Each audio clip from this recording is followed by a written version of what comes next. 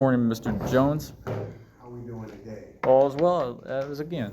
All is well. Everybody have a good weekend? Yes, sir. Nice. Anybody do anything really interesting? Not that well. Did you do that, Saeed? Working on practicing for the notes for this week's exam. Okay, well that's fine too. Hopefully you did something enjoyable too. Did something you liked, something that was fun, maybe? Not really, Not really. but was able to go outside for some sunlight. Sunlight is always good. That's amazing things about sunlight. A lot of healing properties. Okay, well, who wants to share something that they did that was interesting, or just something you're grateful for? That's fine. Either way is fine with me. Sydney, you do anything cool this weekend? I worked all weekend. You worked all weekend? All weekend. That's not cool. It's not. That's why I didn't raise my hand. It's not cool at all. How about something you're grateful for? I'm grateful I have a job. You like your job? No, but. But look at you, you're like, I'm grateful I have one. Because there's some people who want a job and don't have a job. Exactly. So that is cool. Yeah, that is a good thing. Okay. Diego, you know anything interesting since we were together last? Oh, Mr. Johnson. I watched one of the Alien movies with my friends. Okay, which one? Which one? Covenant. Okay. Can't say. Was that fun? I like them. Okay. Remind me, because I'm a big science fiction fan, but for some reason, it's been so many alien movies, like I forget. Which one is Covenant? That was like the 2019 Only. one where This one. Was that the one where the college, they were trying to find a new planet to bring people about? Is that? that was the one before it. That was one for it, okay. That was with Shaw. Right, Shaw. Shaw, Because and, Shaw was in. then God went with David Right, to go to the other planet where the engineers were. That was Covenant. that was Covenant. Okay, so the one after Covenant is the one where it's a bunch of people trying to find a new place to live, a new Earth. Is that one? And they ran into David because David killed all the. Yeah, I think that's Alien Covenant. Okay, all right. See, I get confused. Some of you all have no idea what we were just talking about. Anybody know what we were talking about? One. That's it? Mr. Jones, we're gonna get started on the lesson. Yes, we are. But we got to be patient in life. Patience is a virtue. Have you ever heard that? Now you. Life, if you were a farmer and you planted seeds in the ground, it's going to be a while before you can harvest. Well, You now have you're to being be patient, serious. and you have to wait. Now you're being straight and serious. No, I'm being light, but I'm being serious too. I'm being doing both at the same time. All right, you guys ready to begin? Yes, sir. Okay, let me give you some announcements. Today we're finishing chapter 6. Anybody else need some candy sheet? Floating around? We're going to finish chapter 6 on memory. It's just about 4 or 5 slides left. And then we're going to do our review activity. Every review activity is different. So last time we played Jeopardy. This time we will not be playing Jeopardy. This time we'll play a different game. This time we're playing a game I made up, but you'll see. I'll tell you about it later. The game is called Knockout. Now I'm gonna put on some gloves. I'm gonna come up here. But you'll see what I mean. And of course, since we're doing a review activity, that means Thursday we're having exam number 2. Exam number 2. If you study, you should do well. It's not that complicated. It's not tricky. Actually, I just looked at it recently. It seems pretty easy to me. Of course, I am the instructor, so of course it would be easy to me since I made the test. And so, yeah, so of course, since Thursday is the exam, I'll say it's the end of class 2, because clearly a lot of people are not here yet. I need you to be on time. Okay? That's the only time I stress being on time is when there's an exam. Also bring a number 2 pencil, like this one right here, and your Scantron sheet. Any questions about anything?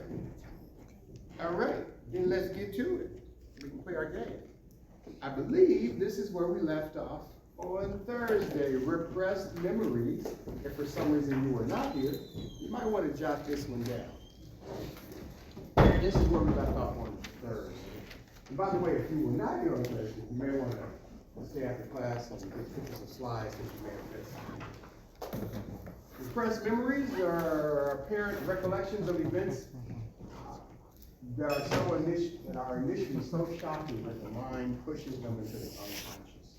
Meaning there was something probably traumatic, your brain didn't want to deal with it. Probably for your own good, it just buried it. And sometimes it could bury stuff forever, or sometimes something could trigger that repressed memory and bring it back up. Like if you forgot when you were 5 years old, you were in a really bad car accident, but then all of a sudden, you're 19 now, and you happen to drive near the area where that accident was, and it just comes to you. That means that was a repressed memory. And now it's out, now it comes back. Happens a lot of times with a lot of situations. So any questions about that? We also talked about fake news a little bit. Did we talk about fake news? I don't know, did we talk about fake news? Okay, well, okay, let me talk about that real quick, because they bring this up in the textbook. So, false memories can also be a part of fake news. You're like, what does that mean?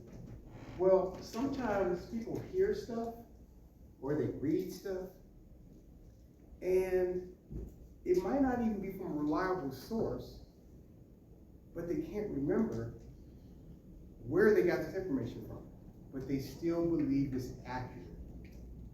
They'll be like, well, I heard that the rapture was gonna happen last week. And you're like, where'd you hear that at? You can't really recall, but then you just assume it's facts. And it happens all the time with the world that we live in and with social media. There's so much stuff on social media, and of course it's all true, right? It's right, it's all true, right? Everybody agree with that? Okay. So what happens, people put stuff on social media and somebody's scrolling and they read something and they just assume it's true. Well, I thought I read somewhere that President Trump was going to start arresting all black people. I thought that's what I read. And maybe you did read it, but it wasn't real because it was fake news. Because people put so many things out on the internet. And anybody familiar with the telephone game? Who knows the telephone game? For those of you who don't know, the telephone game is a game where, let's say, we're not going to do it in here because it would be crazy and it would take a while. But let's say, is it Naira? Okay, so Naira is right here in this corner. So if I go over to Naira and I tell her something that you all can't hear, I tell her that, I don't know, this weekend I'm going to a concert with a bunch of my friends, and then afterwards we're going out to dinner. The telephone game is, now she tells the next person tells, but it's secret, like you just whisper, and it goes around the room. By the time it gets over here, that story would have changed significantly. I just told her I was going to a concert with some friends and then afterwards dinner. By the time it gets over here, I'm probably sleeping with the person who's performing on stage, and I'm moving to Brazil with her. Because people tend to put a little extra on stories, or they start saying stuff that they think they heard somewhere, and that's fake news. Now, has anybody ever done the telephone game? I promise you, what was that? I was about to say, I kind of remember playing that when I was younger. Yeah, there's no way the story ends the way it was started. Which is really fascinating if you think about mankind throughout history. Especially before there was written history, when there was oral history, and a lot of stories were just passed down. Think how many stories have been passed down and got exaggerated, or to the point where they weren't even true anymore. Think about that. Just think about it. So, I won't get much deeper than I can get so much deeper, but I'm not going to. All right, let's move on. There's something called autobiographical memory, which, if you know what the word autobiographical means, you'll know what type of memories that must be.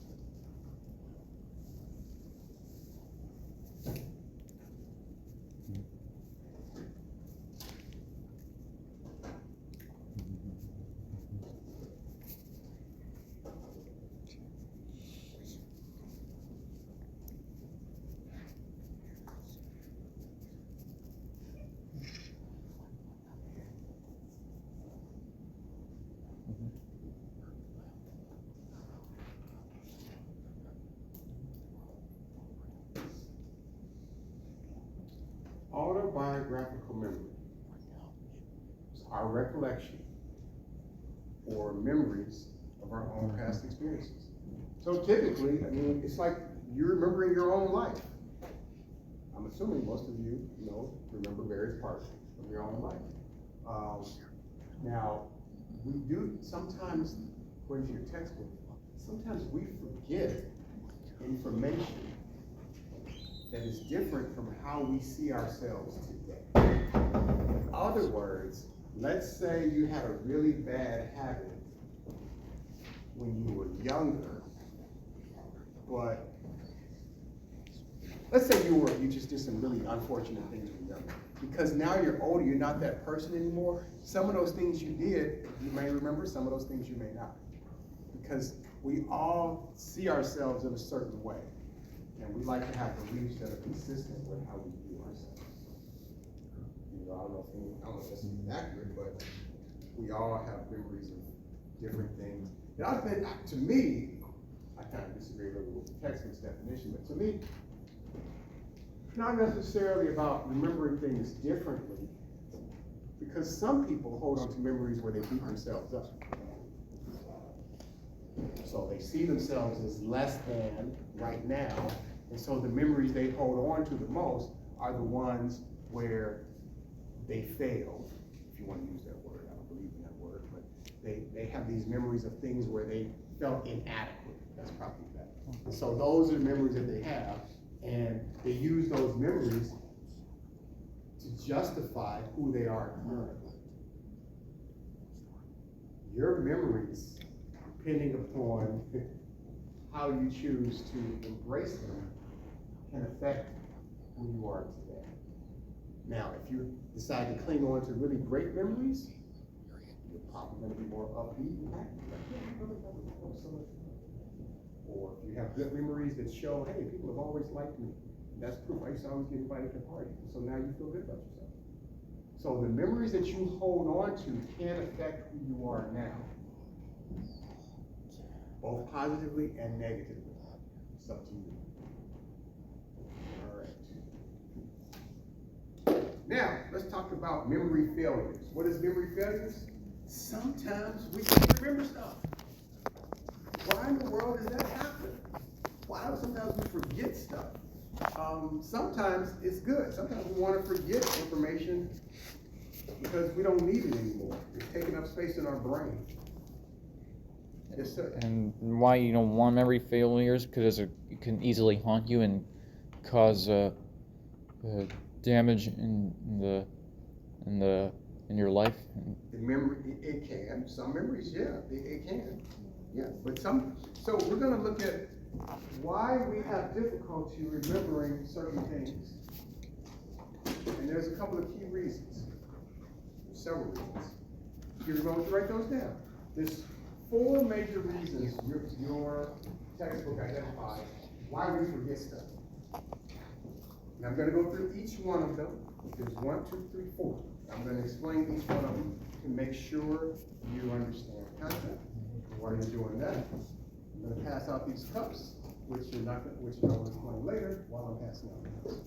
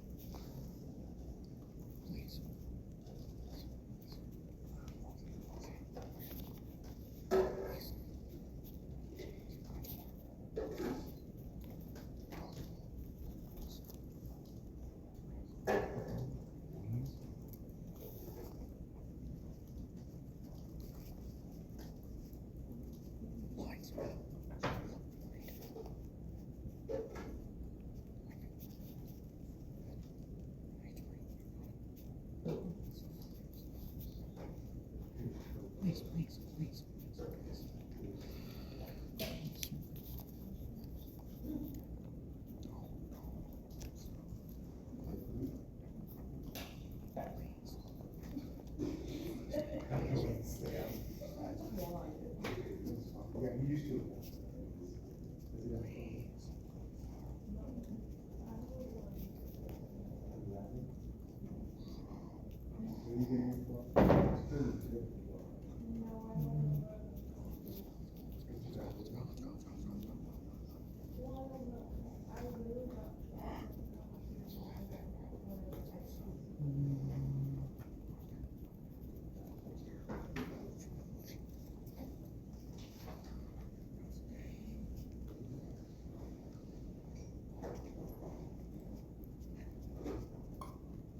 Reasons why we Lots of details. You guys just get ready. This one. You know what I'm saying?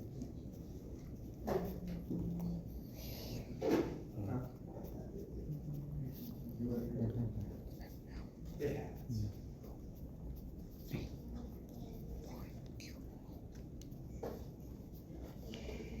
Okay.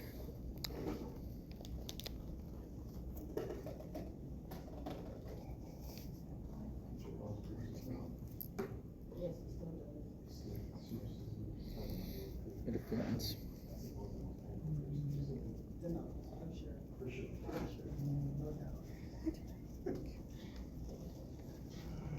Katie, she also confirms nose piercings are painful. She says hers still hurts right now. Like if you hit it, Yeah, very If you distressed. hit it, I'm gonna cry. I guess you don't want to hit your nose then, or let anybody else do it. You would hurt somebody if they hit your nose, wouldn't you? Weak spots That's identified. Huh? Weak spot identified. Apparently so. We know now. Just pop them in the nose. You don't have to do it hard. What's with the cuffs, Mr. I Jones? will explain that in a few minutes. Well, in a little while when we finish.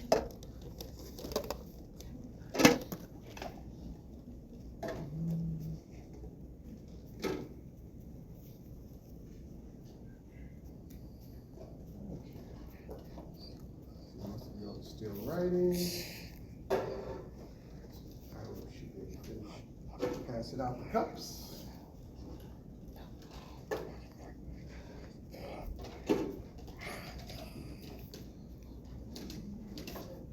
Anybody else need to sign a attendance sheet?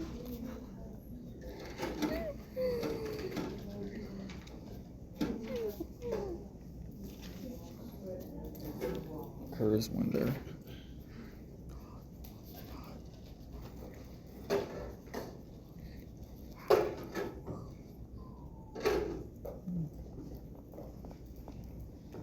That's sufficient.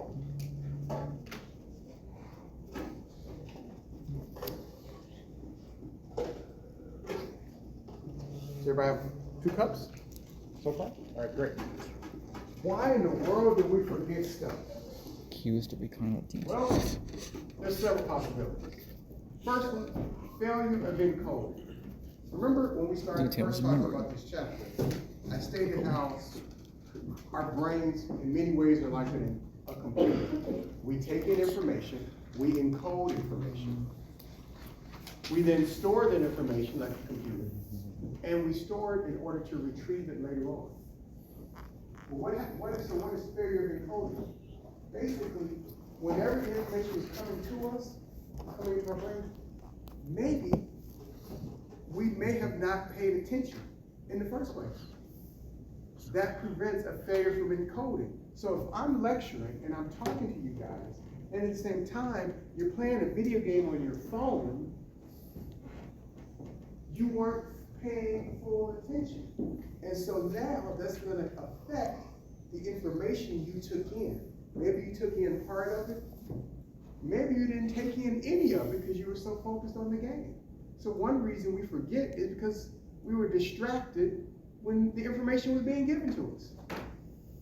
You can't retrieve something that never got in the brain. Next one, decay. The loss of information through non-use. There's an expression that goes, use it or lose it. If you don't use your muscles, they can get weaker. Atrophy is what it's called. So sometimes we might forget because of what's called decay, the loss of information, once again, through non-use. And I'm gonna use foreign language as an example in a minute too, but sometimes if you can, for people who are already not bilingual, let's say you studied Spanish, but it's not your second or first language. You studied Spanish all 4 years of high school. You got pretty good at it. Then you went off to college and you stopped using it. Some of that information is gonna start seeping out of your brain because you're not using it. You spent 4 years studying Spanish. You got AP Spanish, you can speak it fluently, but then the next 4 years in college, you don't use it at all. That's through non-use. Do they spend years learning about English, how to speak it well? I would hope English is official primary language, but if it's not, if English is not your primary language and you're in some other country where you're not using it, you can lose it over time because you're not using it. Just like our muscles. People who've been in hospital beds for a very long time, their muscles start to get weaker. They atrophy. Then they gotta go through physical therapy just to get their muscle strength back. Now, another reason we forget is what's called interference. Information in the memory disrupts the recollection of other information. So what does that mean? I'm gonna explain in detail what interference is because there's two types that I need you to know about. Also on the next slide, I'll talk about the two different types of interference. And then lastly, cue-dependent forgetting. This occurs when there are insufficient retrieval cues to rekindle information in memory. Like sometimes you go like, man, I can't remember that girl's name, but I thought I had a way of remembering it. You're like, oh, I forgot, I had a way to fit. Now originally, you were remembering her name because you knew her name was one of the months in the year. So her name was April, and you knew that. But right now, you can't remember it. Cue dependent, like you forgot the cue that was helping you to remember something. All right, now let's go back to the two types of interference. What was that? Proactive interference? Proactive interference and retroactive interference. Proactive and retroactive.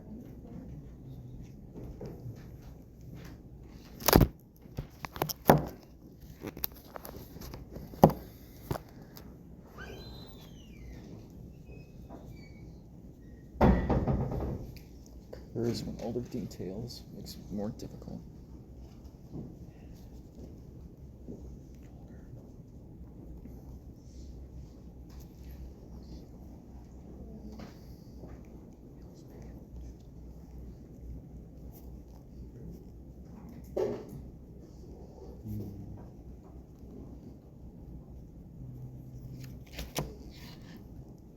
To remember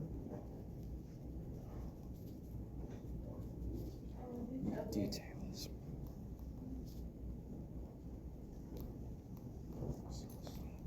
Retroactive interference.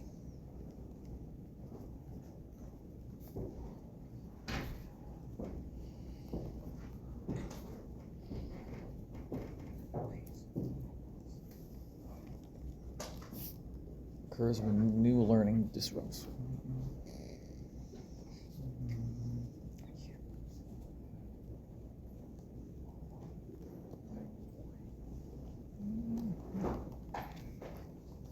Disrupts memory. For older details.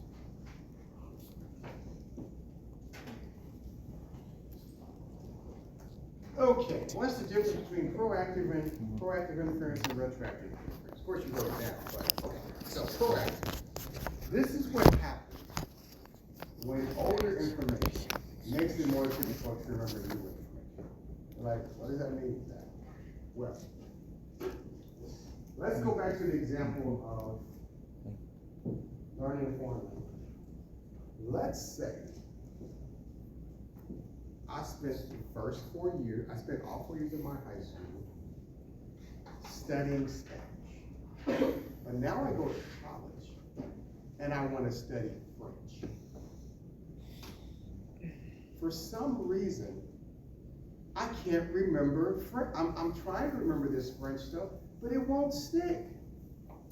The Spanish just takes up so much space in my brain, I can't get the new information. I can't take it in. But every time I think I'm getting the French stuff, I forget it and I revert back to the Spanish terms or the Spanish vocabulary. That's proactive interference. All this older information that accumulated over time makes it difficult to remember the new stuff. I remember once when I was, I thought it was okay to study, I guess some people can do it, but I was studying 2 different martial arts at the same time. So some days I went to this school and some days I went to this school. That was creating so many issues for me. Because Hapkido, the art that I had been studying for years, made it difficult for me to remember this new art, Wing Chun, that I was trying to study. Like it was just, I was really struggling. So retro interference is the opposite. Definition says when new learning disrupts memory of the old information. So this flips it around. So now an example of this would be, so I studied Spanish for the first 4 years, and then I studied French through college. I started studying French. Now for some reason, I can't remember the Spanish anymore. I only remember the new stuff. This French stuff is sticking. I don't know why every time I try to think about what I was learning in Spanish, like I can't seem to recall it. The memory is fading. My brain is kicking out the old information for the new information. That's retroactive interference. And that happens to us in different ways and different times. So, any questions about those two? No, sir. Great. I know you probably have heard of this, and I know you probably know what it looks like, but Alzheimer's. might as well write out anyway, because there will be a question on your exam where you have to define Alzheimer's disease. And it'd be hard to believe, well, everybody in this room probably either knows someone, perhaps even personally, who's been diagnosed with Alzheimer's disease. And if you don't, one day you will, unless they find you. But right now, that does not appear to be the case. But they are continuing to try to study and try to figure it out. So you can save people from experiencing it. Rosemary and ginkgo. Unfortunately, that's not strong enough to stop Alzheimer's. Unfortunately. That's, now I don't know if they've done research on that, but those are things that they say may help with your memory. Alzheimer's is a brain disorder. This is not about helping with your memory. This is far more severe than that. Far, far, far more. Alzheimer's disease. Out of curiosity, Who knows somebody who was diagnosed with Alzheimer's?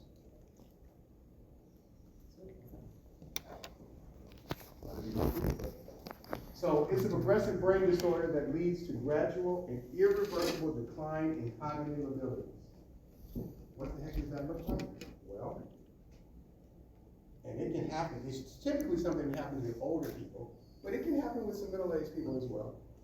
And it starts out kind of mildly, and maybe the person just struggles to remember stuff. Well, where are my keys? And they say, and then it changes into, I can't remember my grandchild's name. That came out of it. Oh, my goodness. The stove has been on all this time. I forgot to cut the stove off. They start forgetting things more and more, and it becomes more and more difficult to remember things. Now, sometimes instead of Alzheimer's, they also say dementia. So, and personally, I haven't ever figured out the difference between dementia and Alzheimer's because they both look the same to me. So my mother had a very severe case of Alzheimer's disease or dementia, where at some point it started out, she used to forget stuff. Sometimes she would forget to cut the oven off. Sometimes stuff would be on the stove and catch on fire. The fire department came to my mother's house several times because the fire alarm went off because my mother forgot to cut the stove off. Over time, she would forget things and be arguing about them. She would be like, she would swear that somebody came in and stole money from her. Nobody's been here. Yes, they have. No, they haven't been here. Now, as it continued, I would say in its worst, my mother in her worst condition, she didn't even know who I was. Like if I called her on the phone, she would know. I would say, you know who you're talking to? No, I don't. And then when I would tell her who I was, she'd be very excited. Oh, hey, she'd be very excited. But eventually, her condition got so severe, even after I told her who I was, about 60 seconds, 2 minutes later, she don't know who I am. So it's a very unfortunate. What does that do to you? You know, it didn't bother me because I understand this is a condition. It's unfortunate, but I'm not gonna take it personally. She can't help it. She nothing she can do about it. So, but I know for a lot of people it is difficult to see your parent, and you're talking to your parent, you love your parent raised you, and now your parent doesn't know who you are. It's a very difficult thing for a lot of people to deal with. I don't know if me being a therapist helped me to accept it, I don't know, but I mean, it was, like I said, it was unfortunate to see it happening. She lived with my sister, and she would refer to my sister as her mother. And I think that's because my grandmother's name was Rosie, my sister's name was Rose. So a lot of times I'd be talking to her, and I would say things like, did you eat today? And she would say, first of all, sometimes she would say she didn't eat, and she just ate 30 minutes ago. Sometimes she would say, this lady gave me some food. That's your daughter. Who's my daughter? Rose. That's not my daughter. Yeah, yes it is. That's my sister, it's your daughter. A lot of people have Alzheimer's. Not only does their cognitive decline, but their overall health declines. Which is why, according to your textbook, it is the 4th leading cause of death among adults in the United States. Like I said, it's a very unfortunate thing to witness, but it's the researchers and scientists are trying to figure out how to prevent it and why it happens. So, all right, let's move on. This will be the last term you need to know. Amnesia. Amnesia.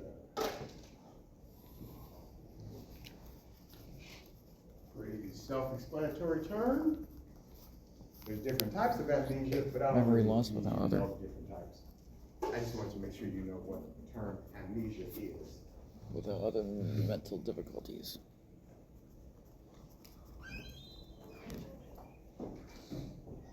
So,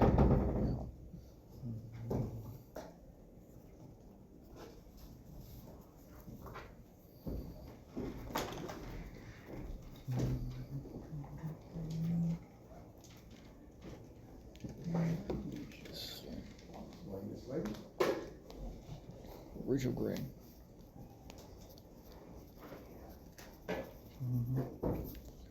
Amnesia, Yes. memory loss without any other mental difficulties, meaning a person just doesn't remember stuff. Memory is lost for events prior. They just don't. And there's something called retrograde amnesia where memory is lost for events prior to something happening. So they can remember past stuff, Events. but they can't remember new stuff. And then anterograde amnesia, memory is lost for events after an Certain injury. event. So a person is in a major car accident. What were you talking about that show? Who was talking about the show with the nurse, the doctor, and she can't remember who she is? Is that, okay, right. Yeah, so she has anterograde amnesia because she can't remember certain events after the injury. Is that correct? Is there, what is she can't remember? She lost 8 years. She lost 8 years. Okay. So like she was forgotten. Okay, so she has retrograde amnesia. Okay, got it. Okay, I haven't seen the show. We're talking about a TV show where there's a doctor. Is it Memory what- is lost HBO? for What is it events. on? Or regular TV? It's Okay. lost. Anyway, there's a show about a lady. She's a doctor. So she's a surgeon. She's a surgeon. She gets into a car accident, and when she comes out of it, she's lost 8 years of her life. She can't recall 8 years of her life, and so she thinks her kids. So her kids are older than the last, and she remembers them being 8 years younger. So, Syndrome. so I imagine her skill level. There's so much she doesn't know how to do, but she's probably used to it. So, and so that's really about it for this chapter. Any questions? All right. A disease that Into this review afflicts. activity. Now, I need you to.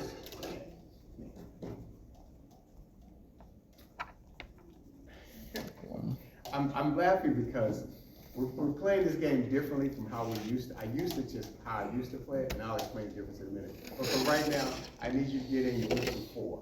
So just, you guys can Includes get 4 right there. hallucinations and a if you want. tendency. There's 4 right there. So who are you with? These 3? So we need one more person in this group. You want to do with them? Huh? Oh, okay. Tendency. Why don't you get in that row right there, just so that it'll be easier. Okay. By the way, you can use your notes. Matter of fact, you should use your notes. Okay, let's see. Jackson? Okay, you need to get, you want to step over there? Okay. Let's go in groups of 4. Yeah, take the cups with you though. Take the cups with you. You need those. So that's 4. You guys are 3.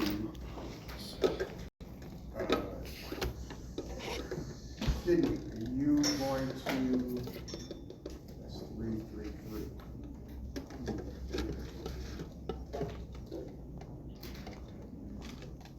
4. That's 3. I see groups of 3. What was that?